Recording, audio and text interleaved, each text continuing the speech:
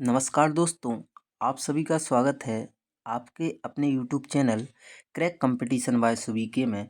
और आप सभी को पता है विधिवत रूप से कि अपनी एसएससी जीडी की क्लासें कंटिन्यू एक रक्त प्रवाह के साथ कंटिन्यू आगे बढ़ती चल रही हैं, है ना। तो जैसे मानव शरीर में कंटिन्यू रक्त प्रवाहित होता है, उसी तरह अपनी क्लासें भी कंटिन्यू प्रवाहित हो रही हैं। तो आप सभी उन क्लासों को भली भांति स्पष्ट रूप से याद कर रहे, लिख रहे हो और नोट डाउन भी कर रहे हो साथ में, है ना। और हमने अपनी एसएससी जीडी से संबंधित कितने प्रैक्टिस सेट डाल दिए हैं प्ले लिस्ट में, 40 प्रैक्टिस सेट। और ये कौन सा प्रैक्टिस सेट होने वाला है, 41 नंबर का, जिसमें काफ़ी महत्वपूर्ण और चुनिंदा प्रश्न लिए गए हैं ज्योग्राफी से संबंधित। तो बिना समय व्यतीत करते हुए चलते हैं पहले क्वेश्चन के साथ।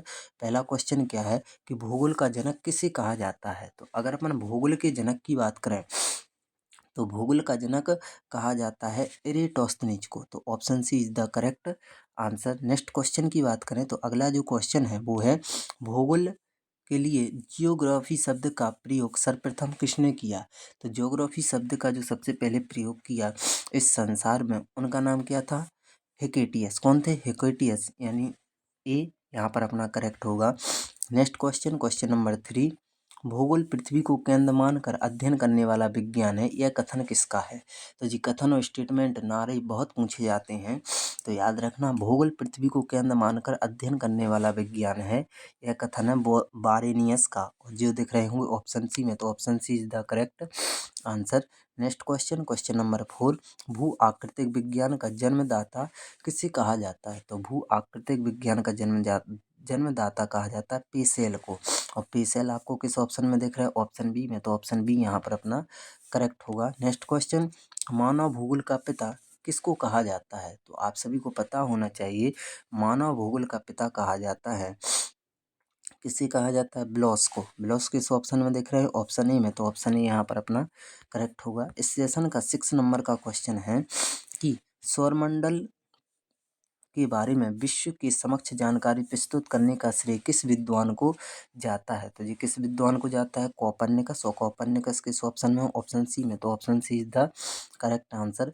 नेक्स्ट क्वेश्चन, ग्रहों की गति का नियम किसने प्रतिपादित किया था। तो ये आपको बताना है, तो ग्रहों की गति का नियम किसने प्रतिपादित किया था।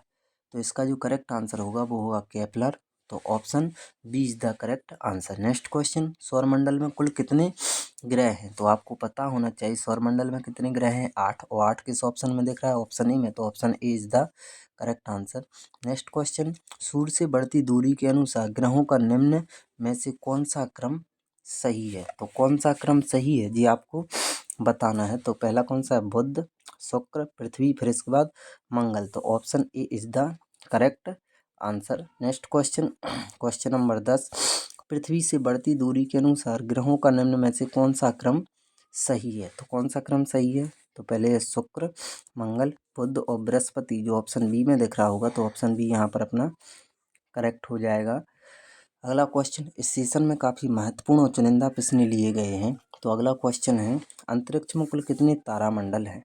तो अंतरिक्ष में लगभग कितने तारामंडल हैं, 90। और 90 किस ऑप्शन में दिख रहा है, ऑप्शन डी में। तो option D is the correct answer. Next question, निम्न में से किन दो ग्रहों को छोड़कर शेष सभी ग्रह सूर्य के चारों ओर वामावर्त घूमते हैं। तो कौन से घूमते हैं, शुक्र और अरुण, जो आपको किस ऑप्शन में देख रहे होंगे, ऑप्शन डी में। तो option D is the correct answer.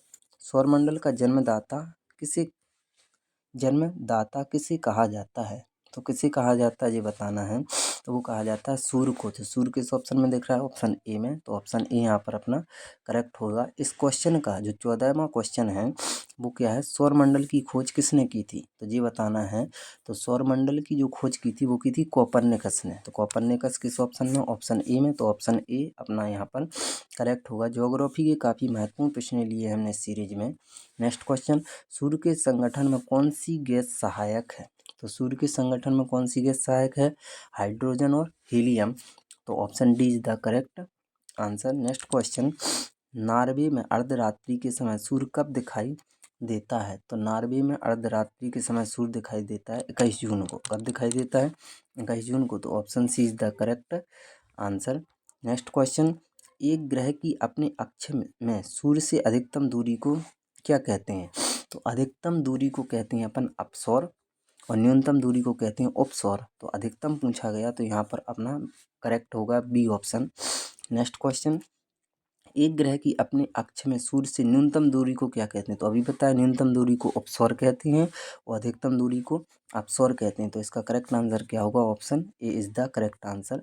Next question, सूर्य के धरातल का तापमान लगभग कितना होता है? तो सूर्य के धरातल का जो तापमान होता है वो होता है 6000 डिग्री सेल्सियस, जो दिख रहा होगा ऑप्शन डी में। तो option D is the correct answer. Next question, मध्य रात्रि का सूर्य किस क्षेत्र में दिखाई देता है? तो मध्य रात्रि का सूर्य दिखाई देता है आर्कटिक क्षेत्र में। तो option C is the correct answer. Next question, सूर्य में काला धब्बा क्या है? तो आपको पता होना चाहिए सूर्य में जो काला धब्बा है इसका अर्थ क्या है। तो सूर्य में जो काला धब्बा है वो है कि धब्बे वे स्थान है जो प्रकाश उत्सर्जित करने में असमर्थ हैं। तो धब्बे वे स्थान है जो प्रकाश उत्सर्जित करने में असमर्थ हैं। तो option C is the correct answer. Next question, अगला क्वेश्चन है इस सेशन का महत्वपूर्ण क्वेश्चन है, सूर्य के रासायनिक मिश्रण में हाइड्रोजन का प्रतिशत कितना है? तो सबसे ज़्यादा कौन सी गैस है? नाइट्रोजन 78%। लेकिन अगर अपन हाइड्रोजन की बात करें तो हाइड्रोजन है 71%। Option A is the correct answer. Next question 23, निम्न में से कौन एक तारा है? निम्न में से कौन एक तारा है? तो कौन एक तारा है? तो सूर्य एक तारा है। तारा क्या होता है? जिसकी अपनी ऊर्जा ऊष्मा हो वही तारा कहलाता है। तो option D is the correct answer. अगला क्वेश्चन इस सेशन का काफ़ी महत्वपूर्ण है, प्रश्न ध्यान से सुनिएगा। सूर्य के सबसे दूर कौन सा ग्रह है? तो सूर्य के सबसे निकट है बुध, लेकिन सूर्य के सबसे दूर है कौन सा? वरुण, जो ऑप्शन डी में दिख रहा होगा।